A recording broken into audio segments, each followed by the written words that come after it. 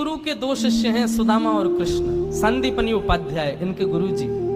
लेकिन एक शिष्य सोने की नगरी का राजा है, पूरे विश्व का अधिपति भगवान है, और एक शिष्य एक फूटी सी झोपड़ी में रहता है। एक बार संदीपनी विद्यालय में जब कृष्ण सुदामा पढ़ते थे तब भृगु ऋषि पधारे, सबसे क्रोधी ऋषि, और आकर के गुरु माँ से भिक्षा मांगी। माते भिक्षाम देहि, माता भिक्षा प्रदान करो।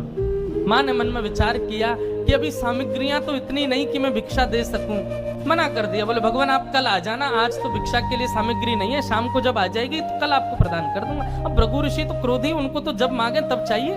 नेत्र बंद करके उन्होंने ध्यान लगा करके देखा, क्या इतनी बड़े गुरुकुल की रसोई में कुछ भी नहीं है। तभी उन्होंने पाया कि वन जाने वाले बालकों के लिए पोटली में मैया ने चने रख रखे हैं, कि जो बालक वन में जाएंगे पुष्प तोड़ के लाएंगे, लकड़ी तोड़ के लाएंगे, वो चने खा लेंगे वन में जाएंगे तो। उनके लिए चने रखे थे।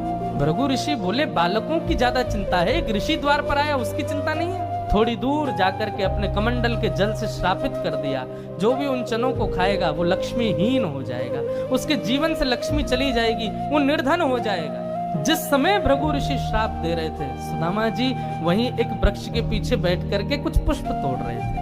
जैसे ही श्राप दिया, सुदामा जी पहले तो चाहते थे कि मैं जाकर के ये संकेत कर दूं कि भाई उन चनों को मत खाना, उनको श्राप लगा है। लेकिन तभी गुरुकुल जाते समय देखा कि सामने से अपने दोनों कमर पर पोटलियां बांध करके कृष्ण चले आ रहे हैं। सुदामा जी बोले लाला कहाँ जा रहे हो? बोले आज तोकू और मोकू वन में जावे की सेवा मिली है, मोए और तोए वन से पुष्प और तुलसी तोड़ के लानी है, लकड़ी तोड़ के लानी है। चल देख, गुरु मैया ने वन में खावे के काजे चना भी दिए, दोनों प्रेम से पाएंगे और प्रेम से वहां से बढ़िया सब कछु लेके आएंगे। आज बालकन में हमारो नंबर आया हो वन में जावे को। सुदामा जी की नजर पोटलियों पर पड़ी। बोले कन्हैया कहीं खा नहीं ले, फेंक देंगे तो कहीं अंकुरित होके वृक्ष बन गए, कोई भी खाएगा तो लक्ष्मीहीन हो जाएगा, मेरो कन्हैया खा लेगो तो लक्ष्मीहीन है जाएगो।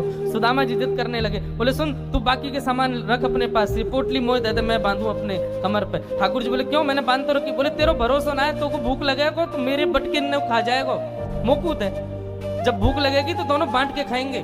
और जिद करके सुदामा जी ने दोनों पोटली अपने पास रखी। वन में वृक्षों की लकड़ी तोड़ रहे हैं, पुष्प तोड़ रहे हैं, फल तोड़ रहे हैं। सुदामा जी मौका ढूंढ रहे हैं, कब मौका मिले मैं भागूं एकांत में चने खा लूं। तभी जोर की बारिश होने लगी। बारिश के कारण ठाकुर जी तो एक वृक्ष के नीचे जाकर के खड़े हो गए। अरे आजा सुदामा यहीं खड़ो है जा, बहुत वर्षा आ रही है। पर सुदामा जी एक बगल में एक और विशाल वृक्ष था, उसके ऊपर चढ़ गए, डाल पर जाकर के बैठ गए। वर्षा हो रही थी, ठाकुर जी एक वृक्ष के नीचे खड़े हैं, दूसरे वृक्ष के ऊपर सुदामा जी बैठे हैं। सुदामा जी बोले यही सही समय है, और पोटलियां खोल करके सुदामा